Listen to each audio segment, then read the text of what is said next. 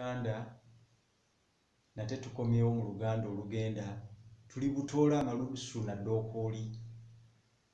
Kati tuli mu mpandiika tugenda kutambulira mu mpeerezi a, e, i, o, u naye nga tuli ku nnyukuta ca.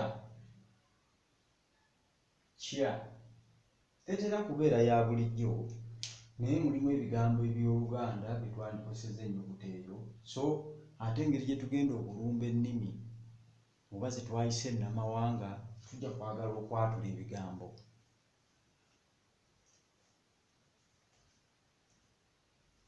Kaakati bwe tuddira ca ne tuteekako a ne tuteekako empeerezi zaffe tujja kugenda tuzaatuliramu nti ca, ce, ki, kyo, cu.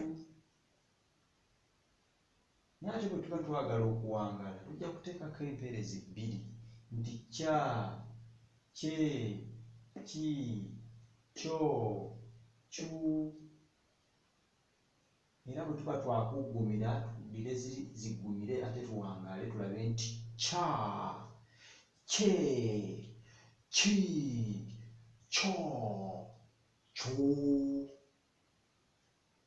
Naye bwe tunaafuna ate wa ne tugiteeka wakati awo ne tuteekako empeerezi era tujja kufuna eddoboozi nga tuwuliramu wa nti cwa.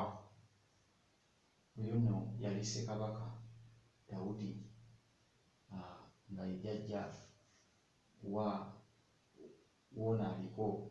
Ate ne wabaayo ne Chwannabaka yaliwo eyaddirira Kabaka Kintu ali mu Kintu.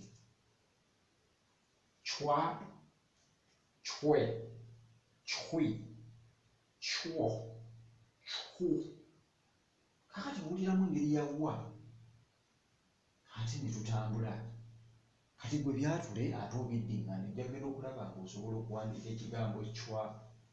Ssekabaka Dawudi chwa. Nchwa. Kati bwe tufuna nna ne tuteekako ca ne tuteekako wa ojja kugenda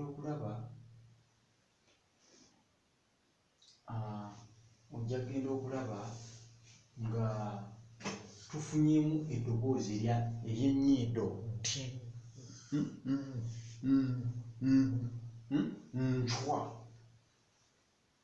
nchwe, nchwi, nchwo,